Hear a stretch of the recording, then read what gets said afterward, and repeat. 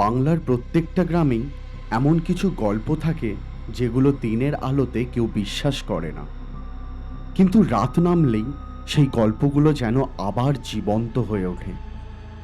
আজ যেই গল্পটা শুনতে চলেছেন সেটা নদিয়ার এক ছোট্ট গ্রাম, মালঞ্চ গ্রামের। এই গ্রামের মানুষ একটা জিনিসকে সবচেয়ে বেশি ভয় পায়, কোনো ভূতকে নয়, কোনো শ্মশানকে নয়, একটা ডায়েরিকে।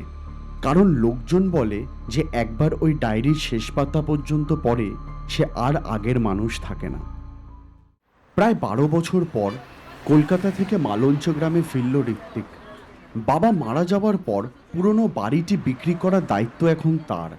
বাস থেকে নেমেই চারিদিকে তাকালো সে। সব কিছুই যেন আগের মতনই আছে, শুধু গ্রামটা অদ্ভুত রকমের চুপচাপ। ঋত্বিক হালকা হেসে বলল, 12 বছর, ভাবা যায়? কিছুই বদলায়নি এখনো। ঋত্বিক, এই ঋত্বিক, কি রে এদিকে? আরে অরূপ, তুই? কবে এলি? একটাও খবর দিবি না? আরে আজই তো এলাম, এই তো জাস্ট নামলাম বাস থেকে। তো তাহলে কত দিন পর আমাদের দেখা রে। চল আমার বাড়ি যাবি, চল আমার বাড়িতে গিয়ে খাওয়া দাওয়া করবি আজকে। আরে না না, আমাকে আমার বাড়ির দিকে যেতে হবে, আমি পরে আসবো নয়। তুই পারলে চ আমার সাথে। এমনিতেও আমি এখানে একটা কাজের সূত্রে এসেছি, 1-2 দিনের জন্য। আমি তোর কোনো কথাই শুনবো না, তোকে আমার সাথে যেতেই হবে। এই বলে অরূপ ঋত্বিককে খুব জোর করেই তার ঘরে নিয়ে গেল। তারা খাওয়া দাওয়া সেরে ওঠার পর সন্ধেবেলায় যখন হাঁটতে বেরোয়, তখন অরূপ ঋত্বিককে জিজ্ঞাসা করে সে কোন কাজের জন্য আবার এতদিন পর গ্রামে আসলো। এবার চল তোর বাড়ি থেকে ওই, আর কি দরকার এসেছিলিস বললি না তো? আরে হ্যাঁ, আমাদের যে ওই পুরো বাড়িটা আছে না, ওটাই বিক্রি করার কথা ভাবছিলাম। সেই সূত্রেই আমি এখানে 2 দিনের জন্য এসেছি। অরূপ এই শুনে মুখটা একটু গম্ভীর করে বলল, থাকবি মানে? কোথায় থাকবি? ওই বাড়িতে? হ্যাঁ, কেন বলতো? কিরে, হঠাৎ চুপ হয়ে গেলি? না কিছু না, চল তোকে বাড়ি অব্দি দিয়ে আসি। অরূপের মুখে হাসি থাকলেও চোখে একটা অদ্ভুত ভয় ছিল, যেটা ঋত্বিক তখনও বুঝতে পারেনি। বাড়িটা প্রায় 15 বছর ধরে বন্ধ। দরজা খুলতেই পুরনো কাঠের গন্ধ, স্যাঁতস্যাঁতে বাতাস আর ধুলো স্তর। অরূপ চুপচাপ চারিদিকে তাকাচ্ছিল। হঠাৎ সে দোতলার দিকে তাকিয়ে স্থির হয়ে গেল। কিরে, দাঁড়িয়ে পড়লি? কি হলো? না কিছু না, চল নিচের ঘরগুলো পরিষ্কার করে নি। সারাটা সন্ধ্যায় দুই বন্ধু মিলে বাড়ি পরিষ্কার করলো। অরূপ বাড়ি ফিরবে বলে দরজার দিকে এগোলো।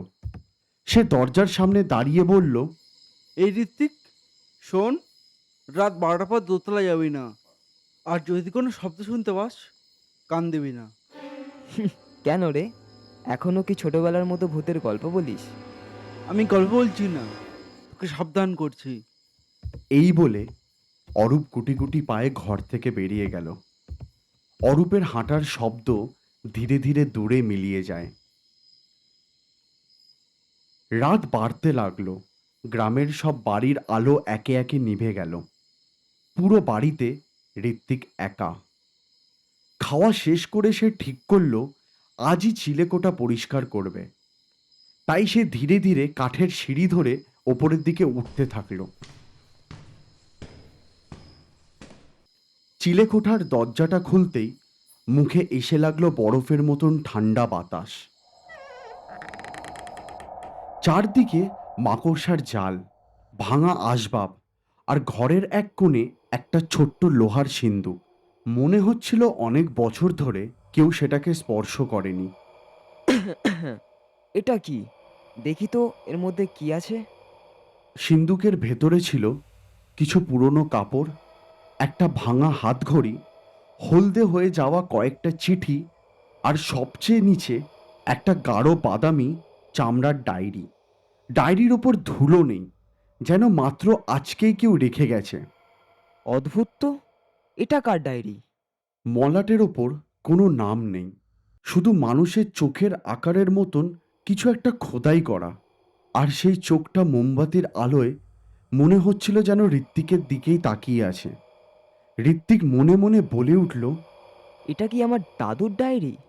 আর ঠিক সেই সময় কোথাও থেকে এক দমকা হাওয়ায় বইয়ের পেজের পাতা উল্টে গেল। প্রথম পাতায় মাত্র একটা লাইন লেখা, যদি এই ডায়েরি খুলে থাকো তাহলে এখনো সময় আছে, এখানেই বন্ধ করে রেখে দাও। কিন্তু ঋত্বিক হালকা হেসে পরের পাতা উল্টায়। সেই পরের পাতায় লেখা, তুমি দ্বিতীয় পাতায় এসেছো, তার মানে তুমি আমার কথা শুনবে না। এই পড়ে ঋত্বিকের মুখের হাসি মিলিয়ে গেল, কারণ এই লেখাটা যেন ওকেই উদ্দেশ্য করে লেখা। আর ঠিক তক্ষুনি দোতলার ঠিক মাথার ওপর কেউ যেন ধীরে ধীরে হাঁটতে শুরু করলো। ঋত্বিক ফিসফিস করে বলে উঠল। এই বাড়িতে আরও কেউ আছে?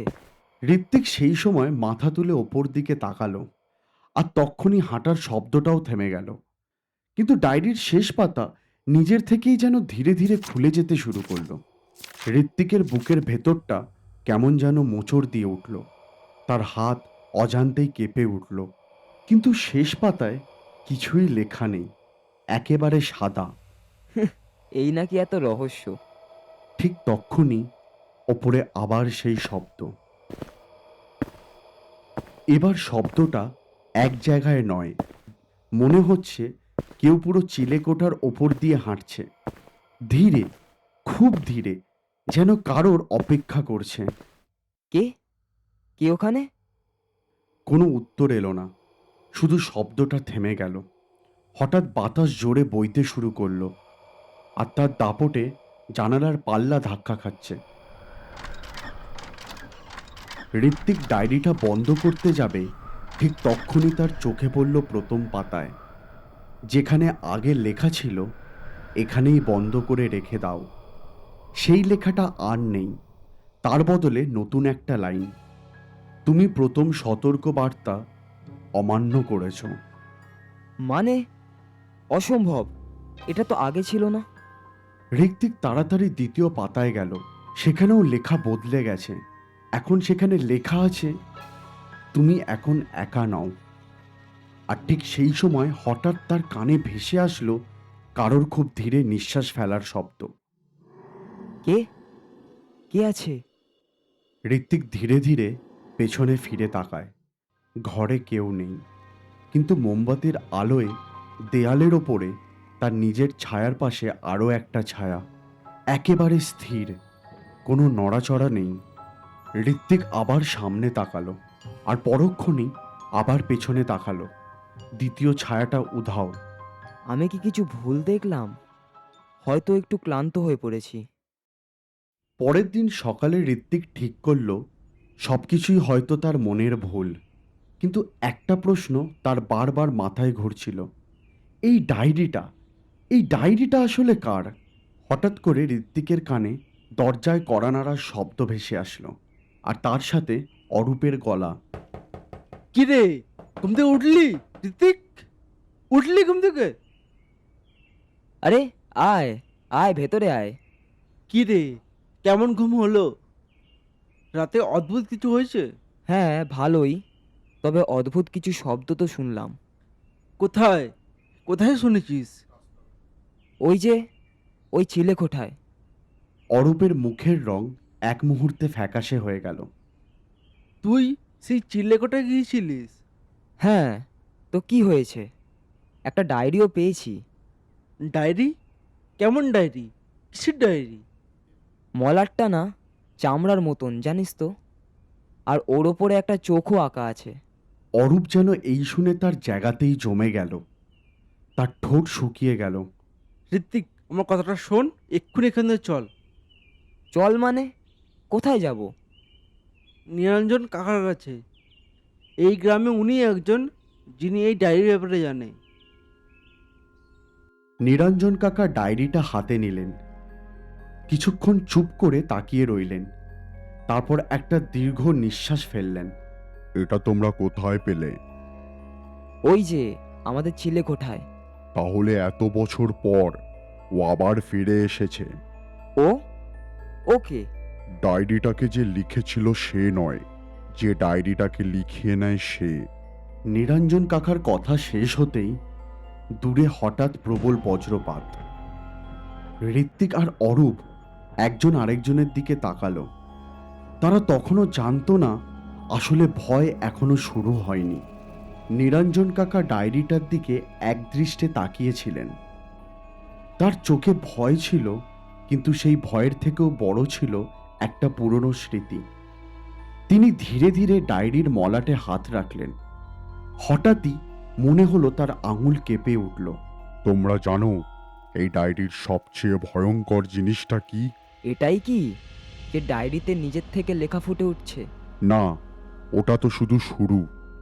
আসল ভয় ডায়েরি কখনো মিথ্যে লেখে না। মানে কি বলছেন কাকা? আমি ঠিকই বলছি। আজ যা লেখা নেই, কাল সেটা ঘটবে। এই শুনে ঋত্বিকের বুকের ভেতরটা হঠাৎ কেমন যেন ঠান্ডা হয়ে গেল। সে চুপচাপ ডায়েরিটার দিকে তাকিয়ে রইল। আজ থেকে প্রায় অনেক বছর আগের কথা। এই গ্রামের স্কুলের প্রধান শিক্ষক ছিলেন হরিনারায়ণ ভট্টাচার্য। মানুষটা বই ভালোবাসতেন, রাত জেগে লিখতেন। একদিন হঠাৎ তিনি বাজার থেকে একটা পুরনো চামড়ার ডায়েরি কিনে আনেন। তারপর ধীরে ধীরে বদলে যেতে থাকেন। প্রথমে তিনি বলতেন ডায়েরিটা নিজের থেকেই লেখা বদলায়। গ্রামের লোক বিশ্বাস করেনি। তারপর ডায়েরিতে গ্রামের মানুষের ভবিষ্যৎ লেখা শুরু হলো। কেউ অসুস্থ হবে, কার বাড়িতে আগুন লাগবে, কে হারিয়ে যাবে, সব।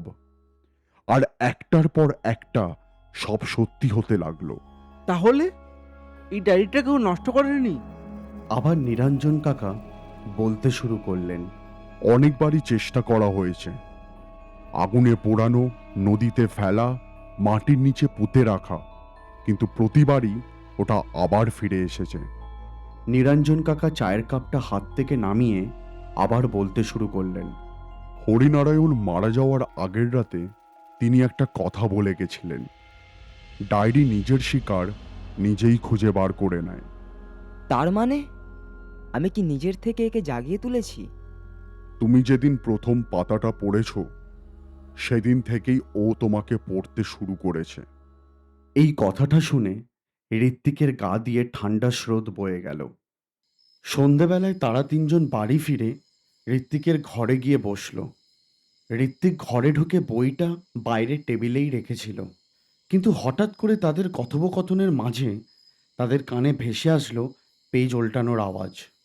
খুব আস্তে, একটু দূরে। শব্দটা লক্ষ্য করে তারা তাকালো দোতলার দিকে। ঋত্বিক, উপরে কেউ আছে? আর কেউ না, ওটাই অপেক্ষা করছে। তিনজন একসঙ্গে দোতলায় উঠল। ঘরের দরজা অর্ধেক খোলা, ভেতরে কেউ নেই, কিন্তু ঘরের মাঝখানে মেঝের ওপরে ডায়েরিটা খোলা অবস্থায় পড়ে আছে, যেন কেউ ইচ্ছা করে ওদের জন্য খুলে রেখে গেছে। ওটা এখানে কি করে এলো? তোমাদের মধ্যে কেউ ডায়েরিটাকে ছোবে না, তার পাতার দিকে তাকাবে না। কিন্তু ততক্ষণে দেরি হয়ে গেছে। ঋত্বিকের চোখ অজান্তেই ডায়েরির খোলা পাতায় চলে গেছে। সেখানে একেবারে নতুন লেখা ফুটে উঠেছে। কোনো কলম নেই, কোনো হাত নেই, তবু অক্ষরগুলো নিজে নিজেই তৈরি হচ্ছে। লেখাটা দেখে ঋত্বিকের চোখ ঠিকরে বেরিয়ে আসলো। ডায়েরির পাতায় লেখা ছিল, তিনজন এসেছে, কিন্তু ফিরবে মাত্র দুজন। আর ঠিক সেই সময় হঠাৎ পুরো বাড়ি জুড়ে একসঙ্গে সব দরজা বন্ধ হয়ে গেল। দরজা খোলো! দরজা কে বন্ধ করলো? নিরঞ্জন কাকা চোখ বন্ধ করে খুব আস্তে বলে উঠলেন, আজ রাত শুরু হয়ে গেছে, এখন কেউ একলা হবে না। আর এই অন্ধকারের মধ্যে তাদের কানে ভেসে আসলো ঘরের এক কোণ থেকে কারোর খুব আস্তে হাসির শব্দ। একটা ছোট্ট শিশুর হাসি, খুব নিচু গলায়, অস্বাভাবিক হাসি। ঘরের সব দরজা একসঙ্গে বন্ধ হয়ে যাওয়ার পর চারিদিকে এমন নীরবতা নেমে এলো যেন পুরো বাড়িটি নিঃশ্বাস আটকে রেখেছে। ঋত্বিক, অরূপ আর নিরঞ্জন কাকা তিনজনেই স্থির হয়ে দাঁড়িয়ে। কারোর মুখে একটা শব্দ নেই। এ- এখন এখন আমরা কি করব? ডায়েরিটা বন্ধ করো না। যদি এখন বন্ধ করো, ও বুঝে যাবে আমরা ভয় পেয়েছি। কিন্তু এতক্ষণে তো সে বুঝেই গেছে। না, ও ভয় খোঁজে না, ও খোঁজে স্মৃতি। ঋত্বিক অবাক হয়ে নিরঞ্জন কাকার দিকে তাকালো। স্মৃতি? কি রকম স্মৃতি? এই ডায়েরি মানুষকে মারে না, তার চেয়েও খারাপ কাজ করে। এটা ধীরে ধীরে মানুষের অতীত, পরিচয় আর স্মৃতি কেড়ে নেয়। শেষে মানুষটা বেঁচে থাকে, কিন্তু সে জানেই না সে কে। হঠাৎ করে ডায়েরির আরেকটা পাতা খুলে গেল। কালি ছাড়াই অক্ষর ফুটে উঠতে শুরু করলো। ডায়েরিতে লেখা আছে, প্রথম স্মৃতি ইতিমধ্যেই হারিয়ে গেছে। এই লেখাটার মানেটা কি? আরে ঋত্বিক, তোর ছোটবেলায় সবচেয়ে প্রিয় বন্ধুর নাম বলতো। আমার আমার ছোটবেলার বন্ধু? কি রে, কি হলো? ঋত্বিক ভাবতে ভাবতে থেমে গেল। অদ্ভুত ব্যাপার, নামটা তার কিছুতেই মনে পড়ছিল না। আমি মনে করার চেষ্টা করছি, কিন্তু কিছুতে মনে পড়ছে না। নিরঞ্জন কাকা চোখ নামিয়ে বলে উঠলেন। শুরু হয়ে গেছে। ঠিক তক্ষুনি জানলার কাঁচের ভেতর দিক থেকে ধীরে ধীরে একটা হাতের ছাপ ফুটে উঠল। কেউ বাইরে দাঁড়িয়ে নেই, তবু কাঁচে চাপ পড়ছে ভেতর থেকে। ওটা ওটা কিভাবে সম্ভব? ওকে দেখার চেষ্টা করো না, যত কম দেখবে তত বেশি বাঁচবে। নিরঞ্জন কাকা পকেট থেকে একটা পুরনো কাপড়ে মোড়া জিনিস বের করলেন।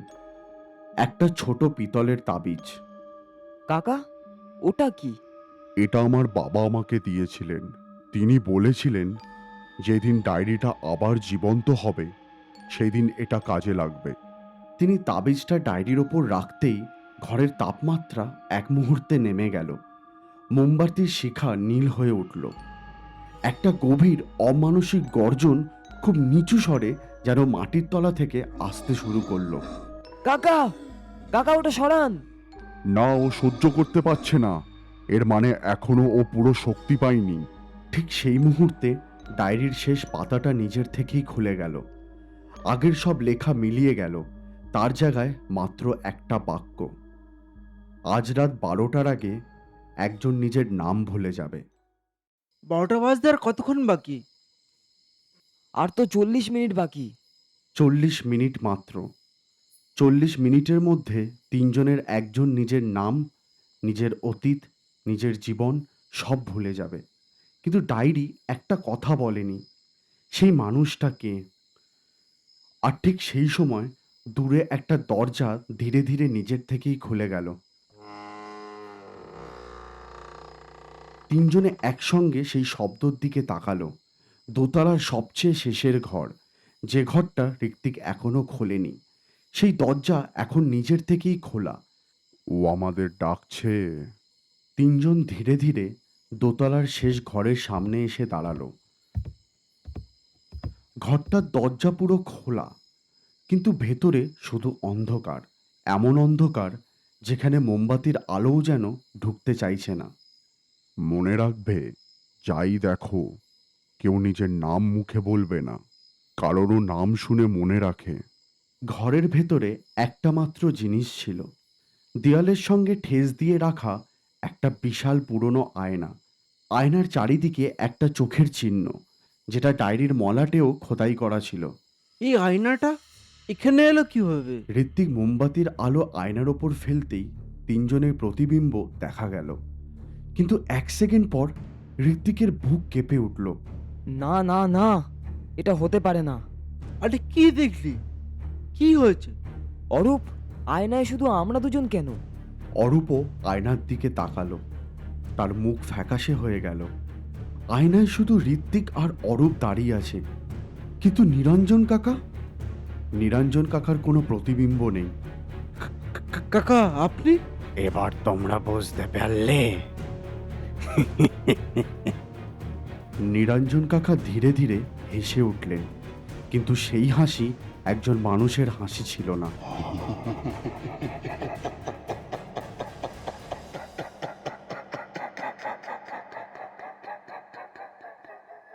আমি কোনোদিনই এই গ্রামের মানুষ ছিলাম না। আপনি কে? আমি আমি রক্ষকও নই, অভিশাপও নই। আমি এই বইয়ের শেষ পাঠক। ঘরের বাতাস হঠাৎ বরফের মতন ঠান্ডা হয়ে গেল। ডায়েরির সব পাতা নিজের থেকেই দ্রুত উল্টাতে শুরু করলো। একটার পর একটা নাম, একটার পর একটা সাল, আর একটার পর একটা মৃত্যু সব চোখের সামনে ভেসে উঠতে লাগলো। প্রত্যেক বছরের শেষে একটা করে নতুন পাঠকের নাম লেখা। প্রত্যেক পাঠক শেষ পর্যন্ত ভেবেছিল সে ডায়েরি পড়ছে, কিন্তু আসলে ডায়েরি তাদের পড়ছিল। ঋত্বিক হঠাৎ নিজের মাথা চেপে ধরল। তার বাবার মুখ, মায়ের মুখ, ছোটবেলার বাড়ি সব যেন কুয়াশার মতন মিলিয়ে যাচ্ছে। অরূপ, আমি কিছুই মনে করতে পারছি না। ঋত্বিক, আমার দিকে দেখা। ঠিক তক্ষুনি ডায়েরির শেষ পাতায় নতুন লেখা ফুটে উঠল। সময় শেষ, নতুন লেখক নির্বাচিত হয়েছে। না, না, না, না। ঋত্বিক, ডায়েরিটা আগুনে পড়ে না, জলেও ডোবে না, শুধু একজনের থেকে আরেকজনের কাছে যায়। আজ তুই তার নতুন লেখক। হঠাৎ ডায়েরিটা নিজের থেকেই বন্ধ হয়ে গেল। ঘরের সব শব্দ এক মুহূর্তে থেমে গেল। কয়েক সেকেন্ড সম্পূর্ণ নীরবতা, তারপর সবকিছু স্বাভাবিক। পরের দিন সকালে অরূপ একাই বাড়ির থেকে বেরিয়ে এলো। গ্রামের লোকজন তাকে ধরে জিজ্ঞাসা করতে শুরু করলো যে ঋত্বিক কোথায়। অরূপ বলে উঠল, ঋত্বিক? ঋত্বিকটা কি? যাতে এই ঘটনা কোনোদিনও বাইরে না আসে, তাই হয়তো সেই বইটা অরূপের স্মৃতি থেকে ঋত্বিকের নামটা চিরতরে মুছে দিয়েছে। যদি কোনোদিন কোনো পুরনো বাড়িতে চামড়ার বাঁধানো একটা নামহীন ডায়েরি দেখতে পাও, তাহলে প্রথম পাতাটা খুলতে পারো, কিন্তু শেষ পাতাটা কখনো পড়বে না, কারণ ডায়েরির শেষ পাতা কখনো শেষ হয় না।